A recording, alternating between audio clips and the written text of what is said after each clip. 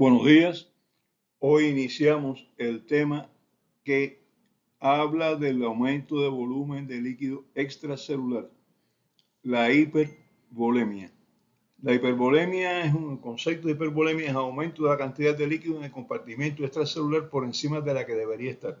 O sea, el compartimento extracelular tiene un volumen de líquido superior al que debería estar presente en el mismo.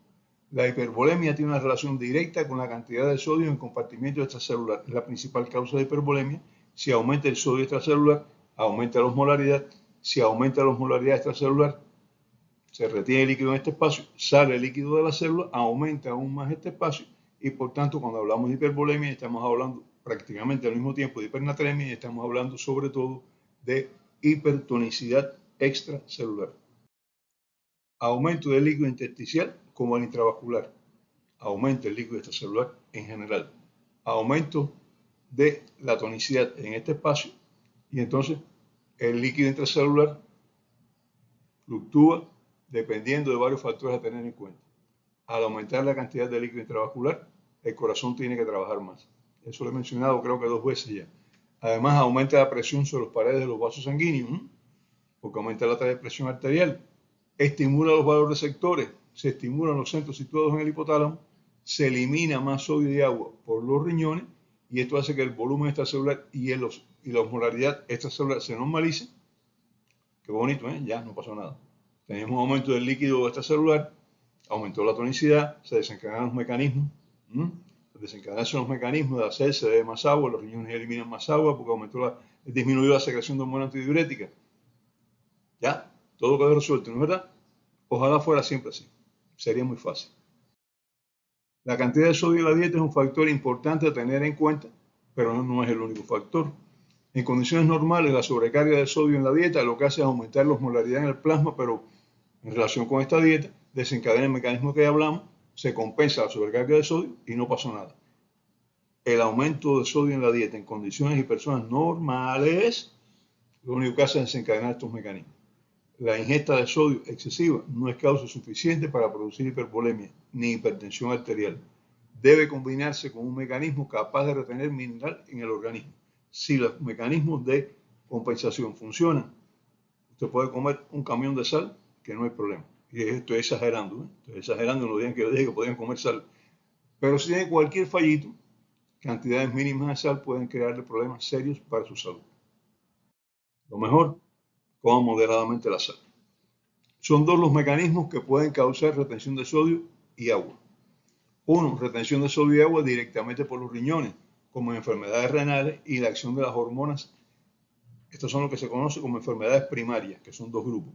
Aquellas enfermedades que cursan con alteración de la función de los riñones y aquellas en las cuales las hormonas mineralocorticoides, ya no estoy hablando de hormonas antidiuréticas, estoy hablando de mineralocorticoides, están expresadas en forma aumentada y le ordenan al riñón a retener más electrolitos, más sodio concretamente, y potasio también, pero bueno, a retener.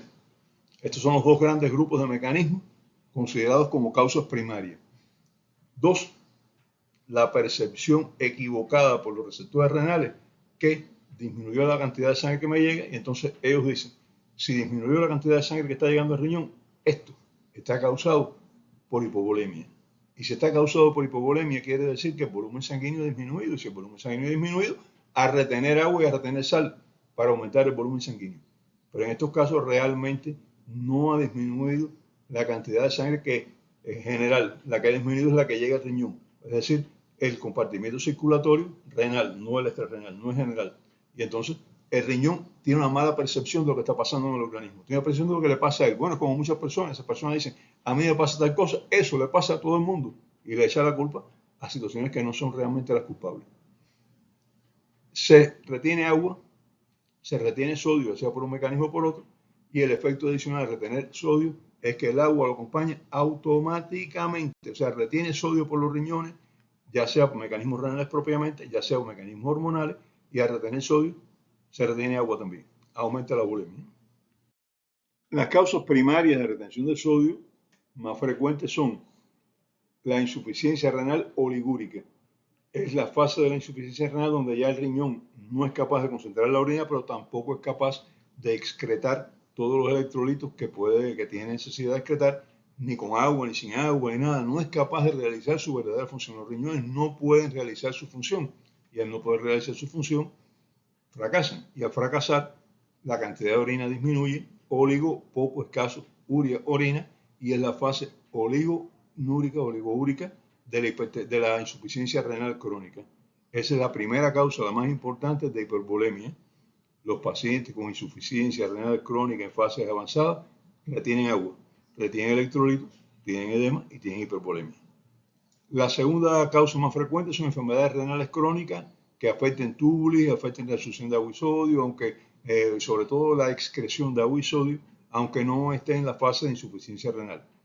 La tercera más importante es la enfermedad glomerular, incluyendo el síndrome nefrótico, que hace que se retengan grandes cantidades de líquido, y por eso el síndrome nefrótico, pacientes con síndrome nefrótico tienen edemas importantes.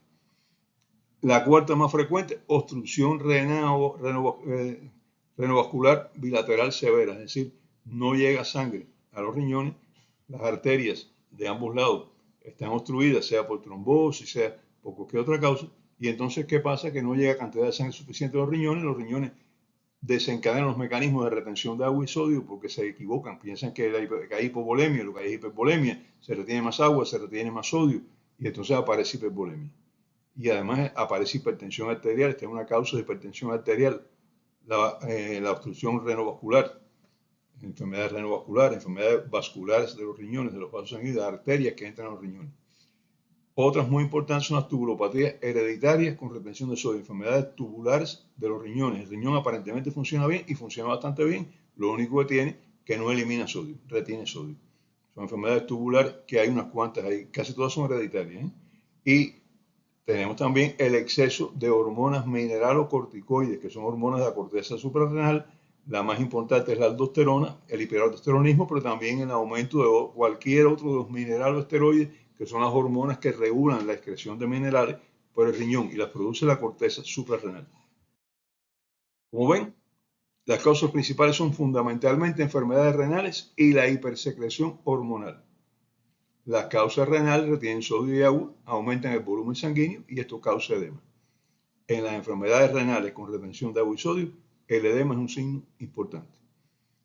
En la hipervolemia, el síntoma principal es el edema en general, excepto cuando hay un aumento de la secreción de hormonas mineralocorticoides, sobre todo la aldosterona, pero no está reteniendo agua y sodio, no está aumentando el volumen sanguíneo, no es el mismo mecanismo, no es el mismo mecanismo, es un mecanismo parecido.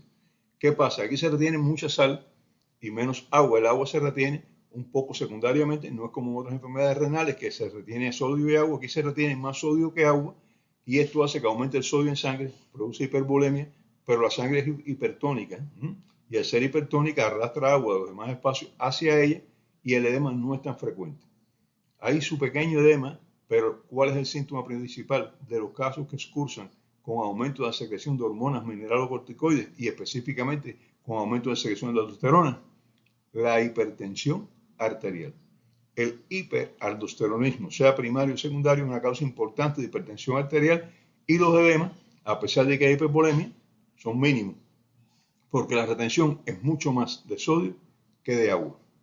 Bueno, existen otros mecanismos de retención de sodio y agua que no lo hacen directamente, o sea, no actúan directamente sobre el riñón, ya sea por enfermedades renales, ya sea por acción de hormonas, haciendo que el riñón retenga agua y sodio, sino que ellas actúan indirectamente por mecanismos de compensación. ¿Cuáles son las más frecuentes? Dos de ellas, la insuficiencia cardíaca y la cirrosis hepática con insuficiencia hepática, desde luego. Las causas secundarias, estas dos y las demás, que son menos frecuentes, aumentan, o sea, actúan de una forma indirecta. ¿Qué es lo que hacen ellas? Ellas disminuyen el volumen sanguíneo efectivo renal, es decir, la cantidad de sangre que llega a los riñones. Los riñones reciben menos sangre que la que debían recibir y ellos están sanos. Si no están sanos, el mecanismo este no se produce, pero los riñones están sanos y les llega menos sangre. ¿Qué es lo que dicen ellos? Está fallando el volumen sanguíneo. Y entonces, ¿qué tengo que hacer? Retener agua y retener sodio. Y entonces empiezan a retener agua y sodio igual que si fuera una pérdida de sangre en general.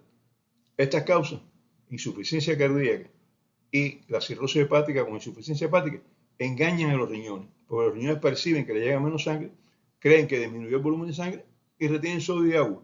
Es una acción inocente, no para causar daño, todo lo contrario, tratando de hacer el bien. A veces se trata de hacer el bien y terminamos haciendo el mal. Eso pasa también en la vida. Y así aumenta el volumen total extracelular. Si la cantidad de sodio y agua resorbidos por los riñones es proporcional a la concentración de sodio en el plasma, la osmolaridad del plasma se compensa y tenemos una hipervolemia isotónica sin aumento de la osmolaridad plasmática. Retiene una proporción similar de agua que de sodio en los riñones. Hipervolemia, aumenta el volumen, pero como no se modifica la concentración de sodio, es hipervolemia isotónica. ¿Correcto? Bien. Con hipernatremia, ¿por qué? Porque se aumenta la cantidad total de sodio. Pero si medimos el sodio en la sangre, posiblemente está normal, pero la cantidad total de sodio está aumentada. Hay hipernatremia total.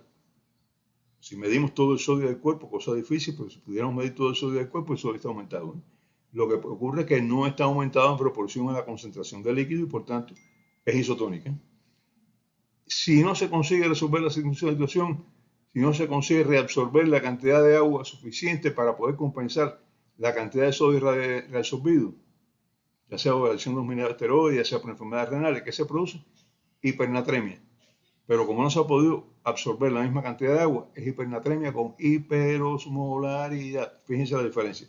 Los riñones consiguen retener la misma cantidad de sodio que de agua, la misma proporción, no más cantidad, proporción de sodio y de agua, hipervolemia isotónica. Ahora reabsorben sodio, pero no la cantidad suficiente de agua para mantener la tonicidad. Hipernatremia con hiperosmolaridad. Hipernatremia hipertónica. Hay hipertonía del espacio extracelular. Y estas dos posibilidades van a marcar la clínica y el tratamiento de estos casos. O usted tiene una hipernatremia isotónica o usted tiene una hipernatremia hipertónica. Profundizaremos en ello. ¿Cuándo? Cuando abordemos las alteraciones de los electrolitos dentro de poco. Ya casi estamos llegando a la hipernatremia como enfermedad, como situación, no diría enfermedad, como situación fisiopatológica importante. Ahora, para comprender bien las siguientes explicaciones, debemos comprender los fundamentos de la microcirculación. Si no sabemos lo que pasa en la microcirculación, no entendemos algunas de las cosas que van a pasar. Y para eso vamos a tener, o tenemos, un programa ya organizado solamente para que comprendan qué cosa es la microcirculación y la importancia que tiene. Y es el próximo. En el próximo programa van ustedes a saber cómo circula nutrientes, cómo circulan los desechos a nivel de los tejidos. Ya no la circulación de la sangre, todos los tejidos. Hasta entonces, los espero.